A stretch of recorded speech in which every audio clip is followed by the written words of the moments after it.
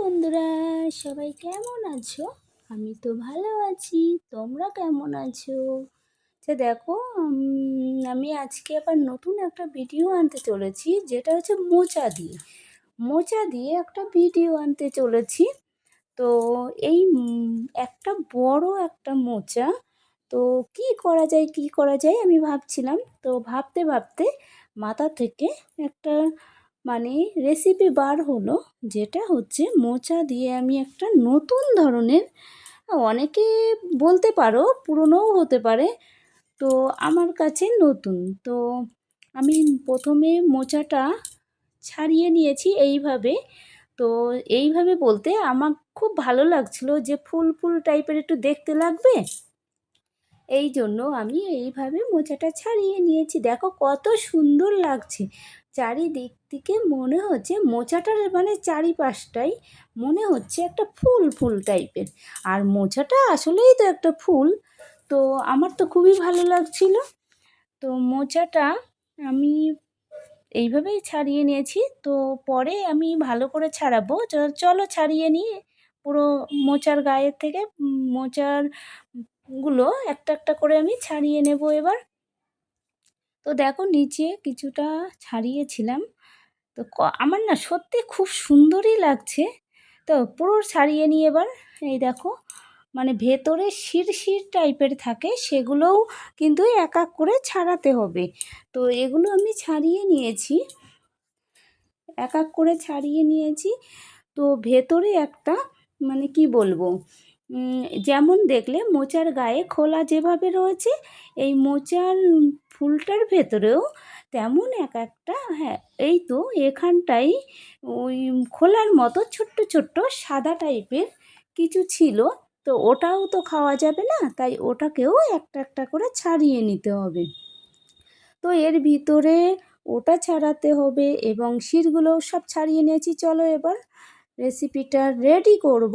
তো দেখো, আমি এটাকে সিদ্ধ বসিয়ে দিয়েছিলাম। তো সিদ্ধটা আমার তোলা হয়নি। তো আমি সিদ্ধটা তখন কি বলবো, সিদ্ধটা করা হয়ে গেছে, তারপরে আমি জলটা ছেঁকেও নিয়েছি। তার মধ্যে আমি ওদিকে পুঁই শাকটা রান্না করছিলাম।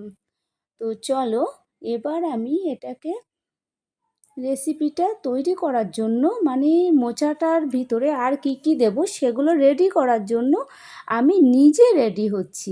ক্যামেরাটা আমি ঠিক জায়গায় আনতে পারছিলাম না, তো ফাইনালি আনতে পেরেছি। এবার আমি একটা ছোট ছোট না, একটু মাঝারি সাইজের একটা গামলা নিয়ে নিয়েছি। তো এক এক করে সব কিছু এবার নিয়ে নেব, সবগুলো গুছিয়ে একবারে বসবো এটাই ভেবেছি। তো এক এক করে আমি সব এক জায়গায় করছি আর কি। তো এক জায়গায় দেখো, করতে করতে আমি সব কটাই চলে এসছে আমার, এক জায়গায় করা হয়ে গেছে। যেমন দেখো, প্রথমে আমি বেসন নিয়ে নেব, যেহেতু এটা একটা অন্য রকমের ভিডিও করব, তো তাই আমার যতটুকু প্রয়োজন আমি ততটুকুই বেসন নিয়ে নেব। তোমরাও তোমাদের মোচা অনুযায়ী, তোমরাও তোমাদের প্রয়োজন অনুযায়ী বেসনটা নিও। দেখো, তার মধ্যে একটু চালের গুঁড়ো না হলে কেমন লাগে? আমার তো মনে হয় একটু ভালোই লাগে। তো আমার যেটুকু প্রয়োজন আমি একটু চালের গুঁড়ো নিয়ে নিয়েছি।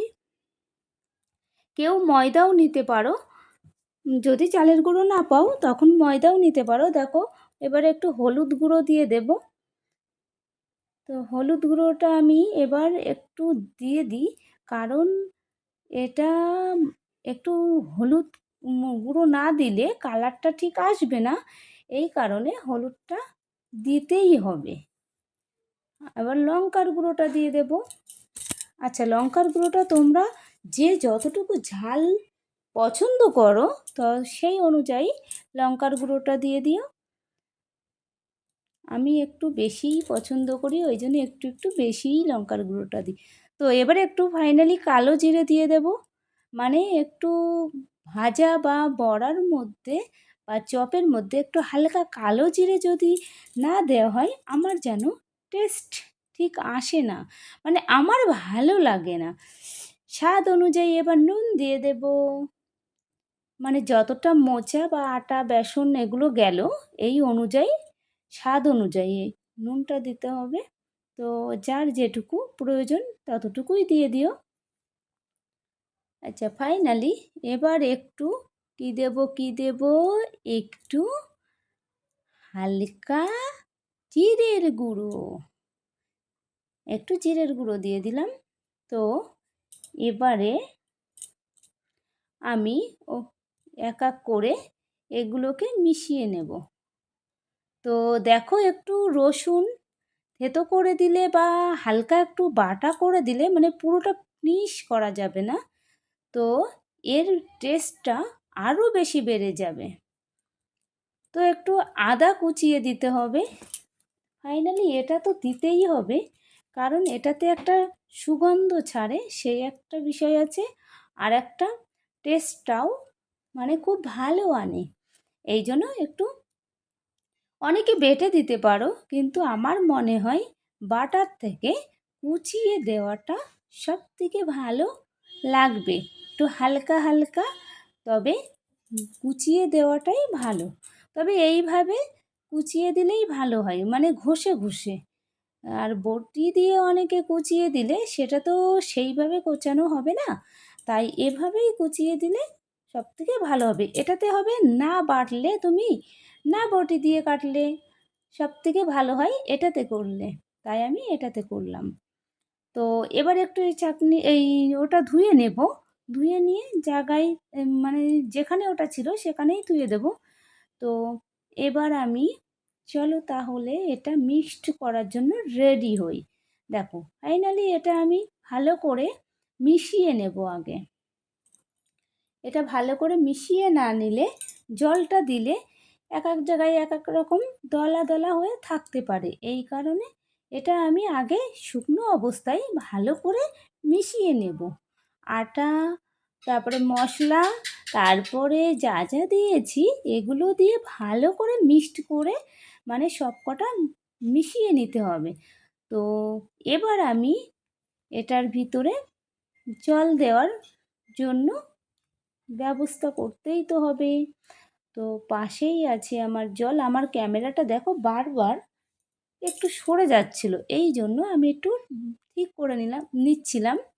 আচ্ছা চলো, জলটা এবার দিয়ে দিই তাহলে। জলটা তো এবার দিতেই হবে, জল না দিলে তো ওটা তো হবে না, তাই আমি এবার একটু জল দিয়ে দেব। আচ্ছা, চলো তাহলে জলটা দিয়ে ভালো করে এটাকে মেশাতে হবে। আচ্ছা, না মেশালে তো হবে না, অল্প অল্প জল দিয়ে ওটাকে ভালো করে মেশাতে হবে, অল্প অল্প জল দিয়ে। তো চলো, আরও জল লাগবে, যেহেতু আটা আর বেসনের কাজ, তাই জন্য একটু অল্প অল্প করে জল দিয়ে ওটাকে ভালো করে মেশাতে হবে। তো দেখো, অনেকটাই জল পড়ে গেছে। তো এটাতে ভালো করে মিশিয়ে, মানে বেসনটাকে ফাটিয়ে নিতে হবে ভালো করে। তো আমার প্রায় বেসন ফাটানোর প্রায় কাছে চলে এসছে। তো ফাইনালি এবার আমার বেসনটা ফাটানো হয়ে গেছে, এবার মোচাগুলো ওর মধ্যে ঢেলে দিতে হবে। আচ্ছা, ফাইনালি ঢেলে দিয়েছিও। তো চলো, এটাকেও ভালো করে এবার মিশিয়ে নিয়ে একটু, কমপ্লিট হয়ে গেছে মেশানো।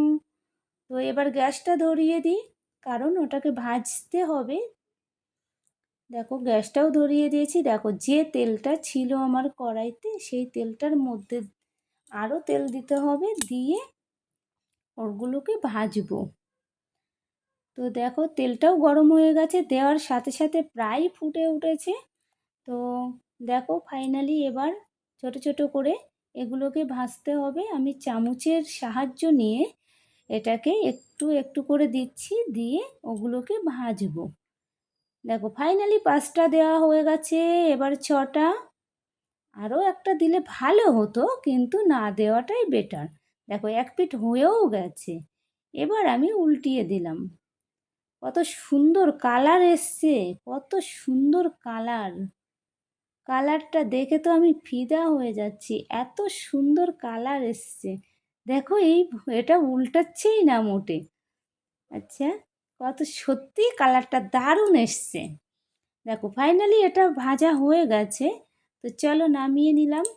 এবার সত্যি কত সুন্দর লাগছে দেখেছো? আচ্ছা, কার কার খেতে ইচ্ছে করছে আমাকে কমেন্টে জানিও। আর তোমরাও একটু ট্রাই করো, আমার মনে হয় তোমরাও পারবে অবশ্যই। এবার আলুগুলো একটু ভেজে নিই, কারণ আলু দিয়েই তো মোচাটার বানাবো রেসিপিটা। তো আলুগুলো একটু ভাজা করে নিতে হবে। এটা কি এমন খুব বেশি ভাজা বলতে একটু হালকা লাল লাল হবে, তবে হলুদ ছাড়া ভাজা কিন্তু এটা। হলুদ ছাড়া ভাজতে হবে। তো কমপ্লিট হয়ে গেছে, তাই তেল ছিল কড়াইতে একটু, তার মধ্যে আমি আবার একটু তেল দিয়ে শুকনো লঙ্কা ফোড়নটা দিয়ে দিলাম। এবারে আমি ওই শুকনো লঙ্কাটা হালকা ভাজার পরে আমি গোটা জিরে ফোড়ন দেব। গোটা জিরেটা দেওয়ার সাথে সাথে দেখো ফুটে উঠেছে। এবার একটু তেজপাতা ফোড়ন দিয়ে দিলাম। তেজপাতাটা দিলে কি হয়, একটা সেন্ট আসে, তেজপাতারও একটা সেন্ট আছে, তবে তরকারিটা একটা সুগন্ধ আসে এবং টেস্টটাও বাড়ায় তেজপাতাতে। চলো মশলাটা দিয়ে দিই। যে বাটা মশলাটা ছিল, জিরে, আদা, রসুন, এইসব মশলাটা দিয়ে দিয়েছি।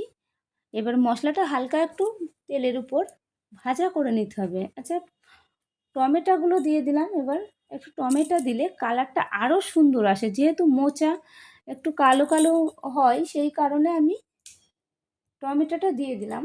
কালারটা দারুণ আসবে, এর জন্য টমেটোর জন্য কালারটা আরও বেশি সুন্দর আসবে। যা হলুদ দিয়ে দিলাম এর মধ্যে। মশলাটা যতটা আমার তরকারি অনুযায়ী বা সবজি যা আছে সেই অনুযায়ী হলুদটা দিয়েছি। লঙ্কার গুঁড়ো আমি তো আগেই বলেছি আমি একটু ঝাল বেশি পছন্দ করি, তো দেখো লবণটাও দিয়ে দিয়েছি আমি স্বাদ অনুযায়ী। যার যেটুকু প্রয়োজন সে ততটুকুই নেবে। তো এই মশলাটার ভিতরে একটু তেলও দিয়ে দিয়েছি। কত সুন্দর দেখো, একটু হালকা ভাজা ভাজাও হয়ে গেছে। তো এবার আলুগুলো এক এক করে সব ঢেলে দেবো আমি। দেখো আলুগুলোও সব ঢেলে দিয়েছি। এবার আলু দিয়ে মশলাটা আরও বেশি করে কষিয়ে নেব, মানে একটা সেন্ট বেরোবে, এত সুন্দর করে মানে আলুটা কষাতে হবে। তো চলো আলুটা কষাতে কষাতে দেখো কত সুন্দর চলে এসছে কালারটা। এখনই এ কালারটা এত সুন্দর চলে এসছে কি বলবো। তো ফাইনালি এবার জলটা দিয়ে দিই। কতটা জল যতটুকু তরকারি অনুযায়ী তোমাকে জল দিতে হবে। তো আমার যেটুকু প্রয়োজন আমি সেটুকুই দেব। তো দেখো এখনই কালারটা এত সুন্দর এসছে, তো তাহলে রান্নার পর কালারটা কত সুন্দর আসবে এখনই বোঝা যাচ্ছে। এত সুন্দর লাগছে কি বলবো। আচ্ছা, তোমরা একবার অবশ্যই ট্রাই করো পারলে। তো আমার মনে হয় আমার তো এখনই খেতে ইচ্ছা করছে, কিন্তু কি করব, রান্না তো কমপ্লিট হয়নি। দেখো দেখতে দেখতে তরকারিটা ফুটে উঠেছে। আচ্ছা, আলুটা একটু সিদ্ধ হয়েছে কি একটু ভালো করে খুন্তি দিয়ে দেখে নিই। আচ্ছা চলো আরেকটু হতে থাক। তো ফাইনালি বড়াগুলো এবার আমি দিয়ে দেব। এটা কিন্তু মোচা দিয়ে তৈরি বড়াটা, তো একটু ভালো করে নাড়িয়ে দিতে হবে। তো চলো একটু নাড়িয়ে নিই। কত সুন্দর লাগছে, এটা যখন নামাবো না তখন আরও মানে সুন্দর লাগবে এতটাই।